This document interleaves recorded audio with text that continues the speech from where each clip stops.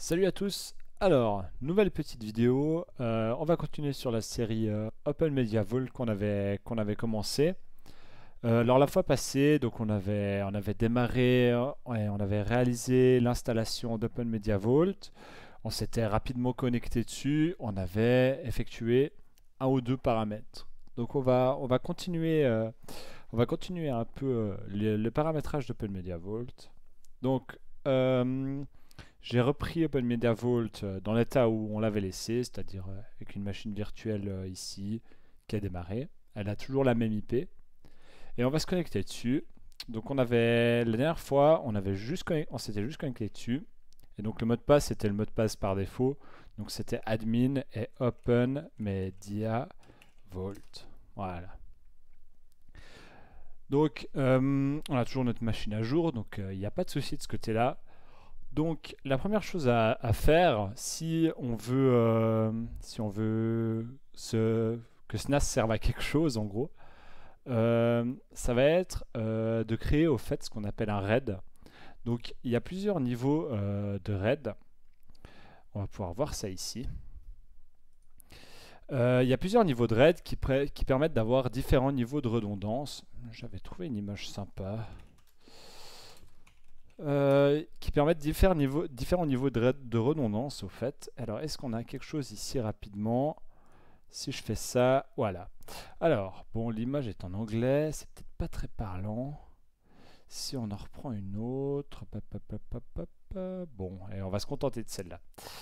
En gros, on a le RAID 0 qui permet au fait d'avoir des débits en lecture et écriture élevés, mais qui ne permet pas d'avoir de la redondance. Donc, si un disque vient à être défectueux, on perdrait les données.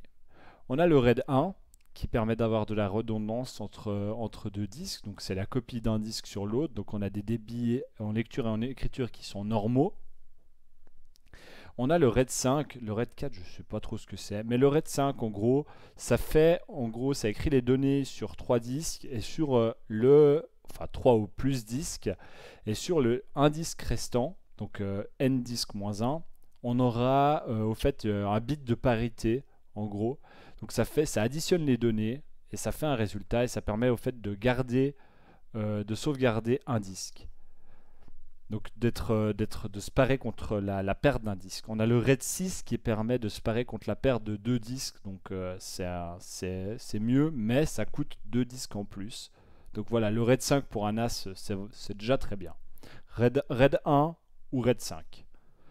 RAID 0 si vous êtes courageux. Voilà, faites ce que vous voulez. Le RAID 10, c'est au fait un RAID 0 de RAID 1. Donc c'est deux disques c'est deux RAID 0, deux RAID 1 mis en RAID 0. Voilà pour ça. Donc là, on va commencer par créer au fait dans Open Media Vault, on va créer d'abord un RAID 5.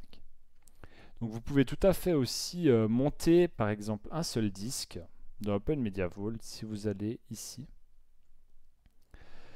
Si vous allez ici, donc ici vous pouvez voir les systèmes de fichiers, on peut voir qu'on peut en créer un à partir d'un des disques qu'on a de disponible. Donc ça permettrait au fait de, à partir d'un seul de ces disques, le nommer genre volume 1. Par exemple, si vous avez un disque USB, vous allez directement venir ici. Ce qui n'est pas notre cas. Nous, on va aller dans gestion du RAID et on va créer un RAID. Donc pour créer ce RAID, on voit ici qu'on peut créer différents niveaux de RAID. Donc on a le stripe, donc c'est le RAID 0. On a le miroir qui est le RAID 1. Le linéaire, je ne sais pas ce que c'est. Le RAID 5 dont on a parlé, qui permet de sauvegarder, de se parer contre la perte d'un disque.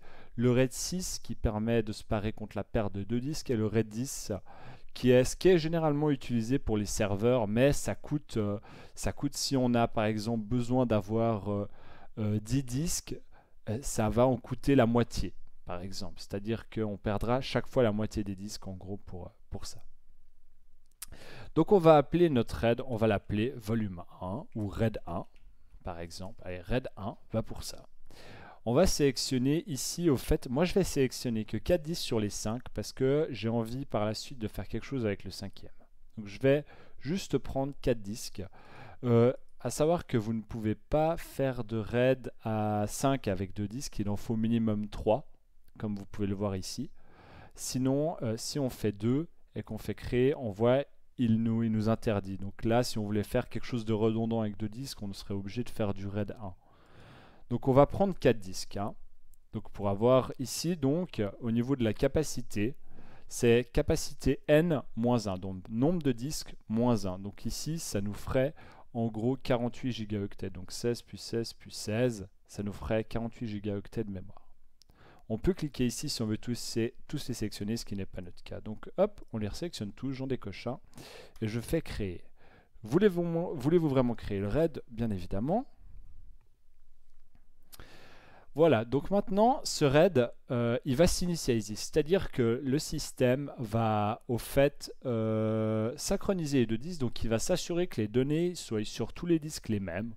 Donc là, c'est quelque chose qui va assez vite dans notre cas, vu qu'on est sur des petites capacités et qu'on est sur une machine qui va assez vite.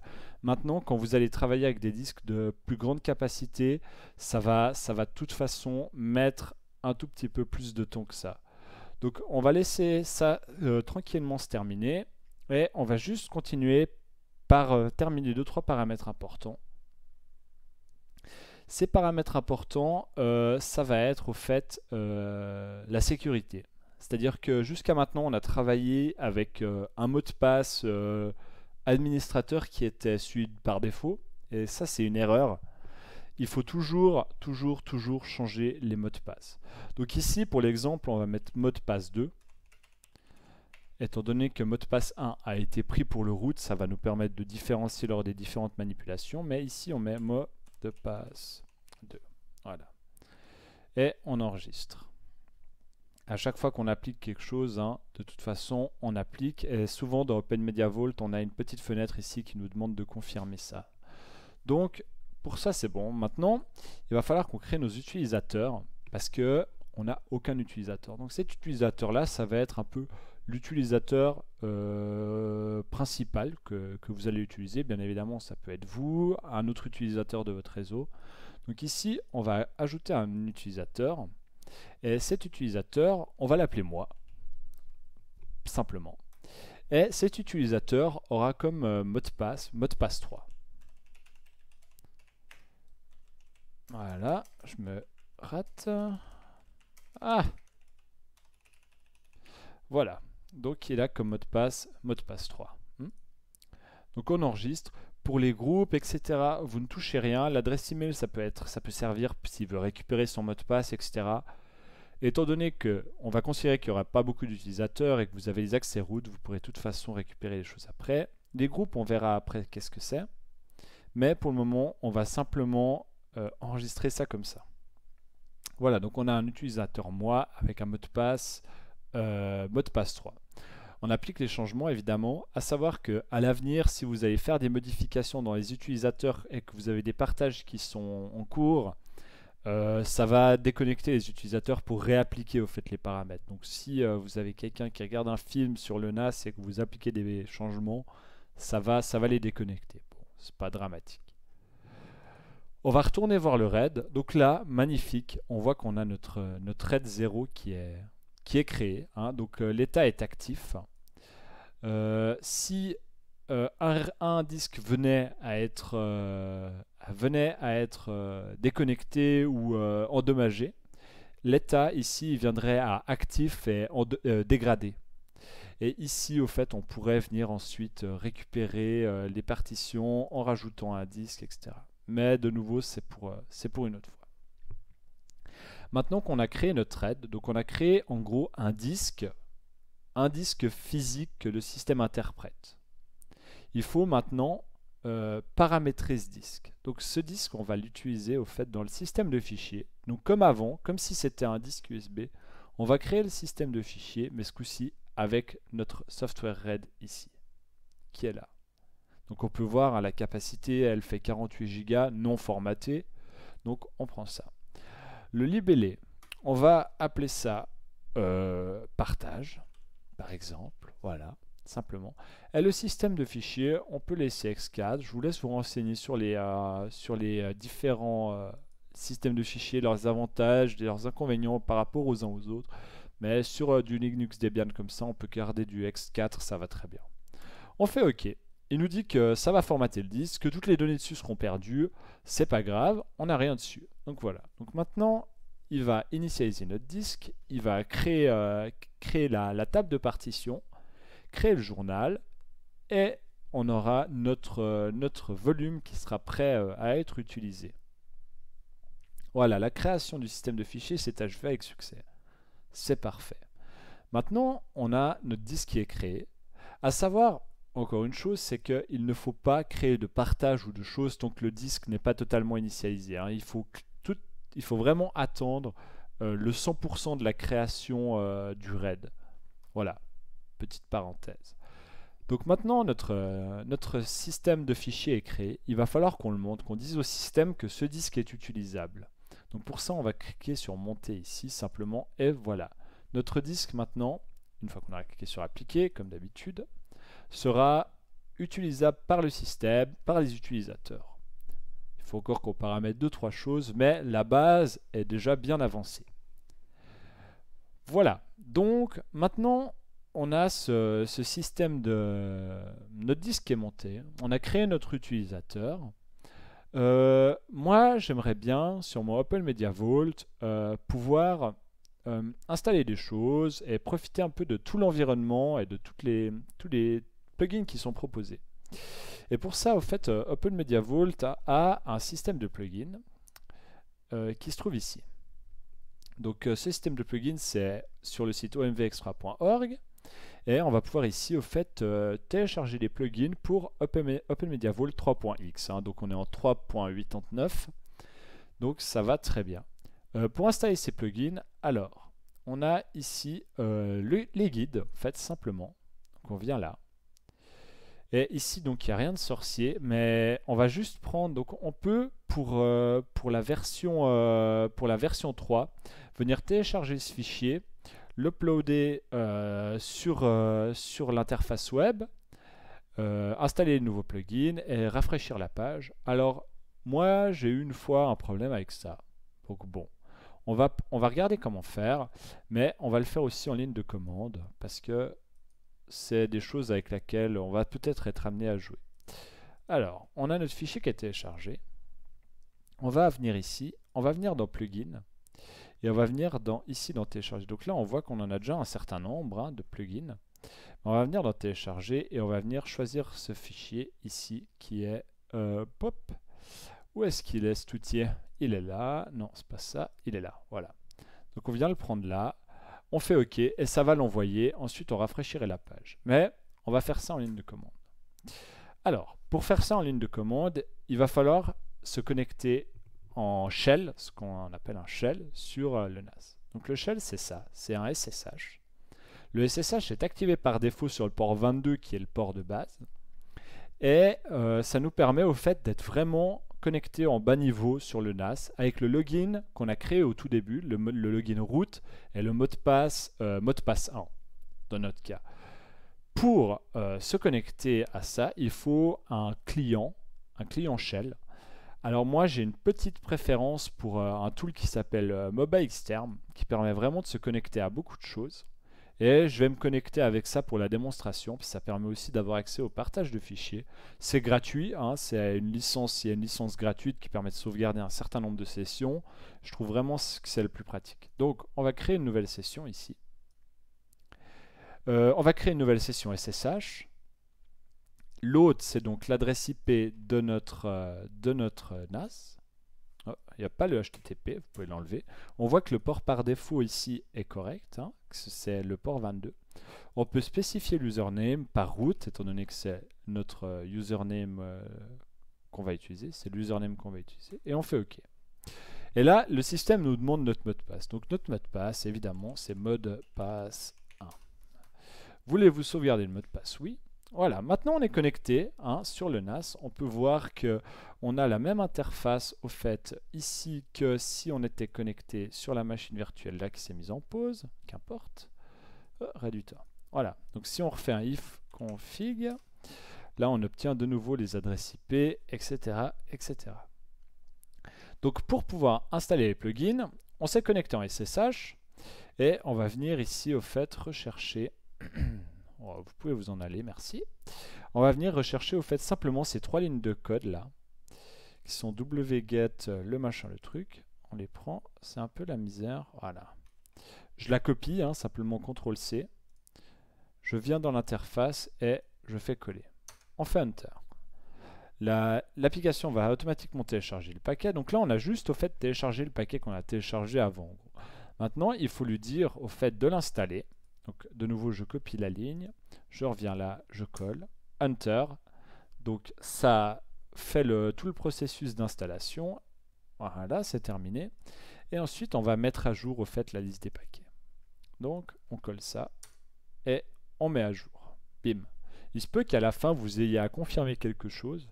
Donc, voilà. Maintenant, notre package de plugin est installé.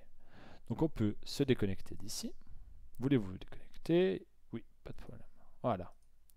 Et on va venir de nouveau ici dans les plugins.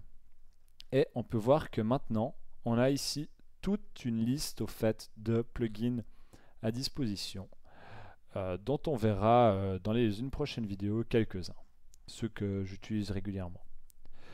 Maintenant qu'on a un NAS qui est sécurisé, mis à jour, dont un système de fichiers a été créé, on va créer un partage. Alors, ce partage, ça va être créé ici. Donc Samba CIFS. Donc ça, Samba CIFS, ce sont des partages Windows. C'est supporté par Mac, mais j'ai eu l'impression que c'était un petit peu plus pénible, mais c'est un partage, ce qu'on appelle Samba. Alors, pour créer un partage Samba, il va tout d'abord falloir créer un dossier partagé. Ça va être un dossier qui va être publié ou non, et qui va permettre au fait simplement d'accéder à ces fichiers sur le réseau local. Donc on va ici, on va ajouter un partage qui s'appellera partage, simplement. Donc on a déjà on va pas appeler partage vu que notre partage s'appelle déjà partage. On va l'appeler share, en anglais. Hop. Notre share, il sera disponible donc sur le périphérique partage qu'on voit ici. Et le chemin d'accès, ce sera ça. Donc ça, il est créé tout seul, hein, vous n'êtes pas obligé de... Vous ne devriez pas changer, mais si vous venez ici, on peut voir que là, au fait, on est à la racine du RAID, en gros, et qu'il n'y a rien du tout. Donc voilà, on peut laisser ça. Les permissions par défaut, ça va être... Hop là, pardon. Administrateur droit en lecture-écriture, utilisateur lecture-écriture et autres lecture seule. Donc ça va très bien. Et les commentaires, on ne met rien, simplement. Et on enregistre. Donc maintenant, on a créé un partage qu'il va falloir rendre disponible. Donc ce partage, il peut être rendu disponible en FTP, en WebDAV et en Samba ou autre. Donc ici, on va le rendre disponible en Samba. Donc le Samba est ici. Il va falloir donc tout d'abord, donc les options ici, en gros, vous pouvez pour le moment les ignorer. Il va juste falloir venir ici dans partage et ajouter un partage. Ce partage, on va aller chercher notre partage share, ici. Donc on peut voir qu'il nous dit que c'est le partage share qui est sur partage. D'accord? Je ne sais pas si vous arrivez à suivre, mais partage c'est le 10. C'est vrai que c'est pas très clair, mais partage c'est le nom de notre système de fichiers. Donc voilà. Là, au fait, j'aurais dû mettre quelque chose plus comme disque 1 ou RAID 1, ça aurait été plus pertinent. Donc voilà, désolé s'il y a confusion. Donc au niveau des paramètres pour ça, on a quelque chose là. On va avoir le commentaire de nouveau, hein, c'est égal. Public. Public, ça veut dire si ce partage est disponible librement sur le réseau ou pas, c'est-à-dire si tout un chacun pourra venir fouiller dedans ou pas. Donc par défaut, c'est non, ce qui est très bien. Après, vous pouvez mettre oui si vous voulez, mais le non, c'est bien. Ça permet de garder la maîtrise sur ce qui se connecte, ce qui ne se connecte pas et qu'est-ce qui est fait. Lecture seule, donc c'est si on voudrait que ce partage soit seulement lu, donc on ne pourrait pas écrire dessus. Navigable, c'est si ce partage peut être vu du réseau. Donc si on venait dans TISPC par exemple, ici, et qu'on vient dans Network, il pourrait apparaître ici par exemple. Voilà. Et puis, donc, hériter des ACL. Donc, les ACL, c'est les droits d'accès utilisateurs. Ça veut dire que si on autorise X sur le dossier racine, X aura les droits automatiquement sur le dossier Y. Donc ça, on peut laisser aussi, donc c'est très bien. Hériter des autorisations, on peut laisser désactiver. C'est un peu compliqué. Ça permet, en gros, lorsqu'on a beaucoup d'utilisateurs, de cibler plus précisément qu'est-ce qu'on veut. Activer la poubelle, ça va activer au fait quelque chose si on supprime un fichier, parce que de base, si vous supprimez un fichier, il sera de toute façon supprimé. Directement, ça ne va pas vous dire, vous voulez vous le mettre à la poubelle, ou ce fichier est trop gros pour être à la poubelle, ça va le supprimer. Mais on peut activer une poubelle d'une certaine taille. Ensuite, les autres options, on peut les ignorer. Hein. On peut ici, il y a des réglages vraiment où on peut autoriser qu'une seule adresse IP ou non d'autres à venir, etc. Mais on va se contenter de ces paramètres-là pour le moment. Donc notre partage est activé, on enregistre. Voilà, donc notre partage est maintenant ici. Donc ça nous dit qu'il n'est pas public, donc on applique évidemment. Ça nous dit qu'il n'est pas public, il n'est pas en lecture seule, mais il est navigable. Très bien. Maintenant on va revenir dans les paramètres et on va venir au fait ici activer notre partage. Donc on active, on enregistre et de nouveau on applique. Maintenant, notre partage est prêt. Il est normalement partagé sur le réseau. Donc il va falloir au fait à partir de là que on l'utilise parce qu'actuellement il n'est pas utilisé. Alors la première chose à faire qui peut être vraiment utile, c'est de monter un disque réseau sur un ordinateur Windows. Pour ce faire, au fait, il suffit de savoir deux choses. Soit l'adresse IP de notre NAS, soit son nom d'hôte. Donc le nom d'hôte, on peut le voir au fait dans le réseau. Ici, donc c'est ce nom d'hôte-là. Donc soit le nom d'hôte, soit l'adresse IP. Et il suffit au fait d'ouvrir un navigateur, une page. Donc on retourne sur la page d'accueil. Hein. Et on peut ici au fait monter un lecteur réseau. Ici de nouveau monter un lecteur réseau et on peut ici au fait attribuer une lettre qu'on aimerait donner à notre partage. Donc moi on va par exemple prendre la lettre O pour Apple Media Vault. Le folder c'est au fait l'endroit où se trouve notre partage. Donc pour monter ça, on va mettre / le serveur. Donc notre serveur c'est Open Media Vault. Donc comme ici, hop, donc comme ici, et puis / on aura le nom du partage sur lequel on désire se connecter. Donc si on veut se connecter au partage share, on met ici share. Donc là il nous demande si on veut se reconnecter avec au login sur Windows, donc oui. Donc là on peut faire terminer. Voilà. Donc là, il nous dit, il essaie de se connecter. Hein. Et maintenant, il nous dit qu'il a besoin du login. Donc le login ici, c'est simplement au fait le login de l'utilisateur qu'on a créé avant. Hein. On se rappelle aussi que par défaut, les utilisateurs ont droit d'accès à ce partage. Donc par défaut, on a accès à ça. Donc l'utilisateur, c'était moi. Et le password, c'était password 3. Voilà. Et on peut faire se souvenir de mes identifiants et OK. Et ça ne marche pas.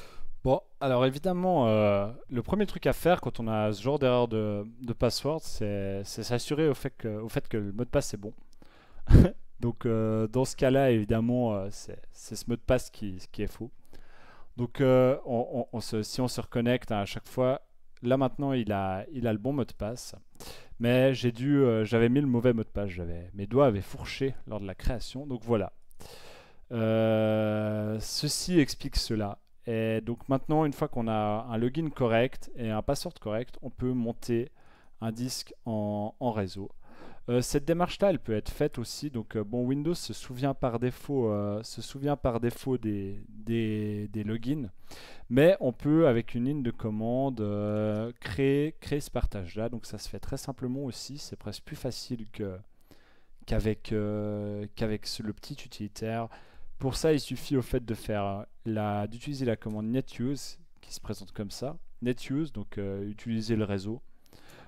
O, donc deux points, comme ça simplement. Backslash, backslash, de nouveau la même ligne qu'on a mise avant. Donc open media vault, backslash share. Voilà. Et là, normalement, si vous mettez ça tel quel, il va vous demander le login. Donc ici, il ne le mettra pas parce que je l'ai déjà rentré une fois. Mais on peut rajouter une ligne comme ça pour qu'il se reconnecte tout le temps, automatiquement au partage, avec la ligne suivante, persistent de point yes. Voilà. Et cette ligne-là va créer donc un lecteur O avec le partage / open media vault / share en persistant. Donc en faisant enter,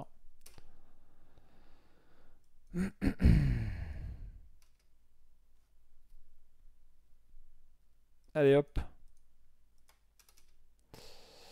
Alors, il ne l'a pas trouvé. C'est normal parce qu'il y a un A à Open Media Vault. Voilà. Et maintenant, donc de nouveau, notre lecteur est monté. Donc voilà. Donc de nouveau, quand vous avez des soucis, que par exemple, on vous dit que le mot de passe n'est pas bon, c'est que le mot de passe n'est pas bon. Hein. Dans le cas là, c'était pas les ACL, évidemment. Donc là, on voit qu'il est monté et que les ACL n'ont pas changé vu que je suis revenu en arrière parce que je me disais que c'était pas ça.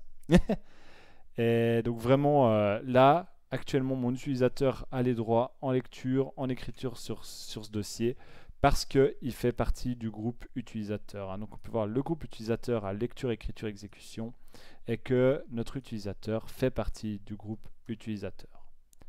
Voilà, donc c'est tout pour ce deuxième épisode. J'espère que vous avez compris quelque chose, que ça vous a apporté quelque chose, peut-être aidé. Voilà, dans tous les cas, on va continuer un peu cette série, on va aller de plus en plus au fond des choses, je dirais. Donc voilà, à la prochaine, à plus.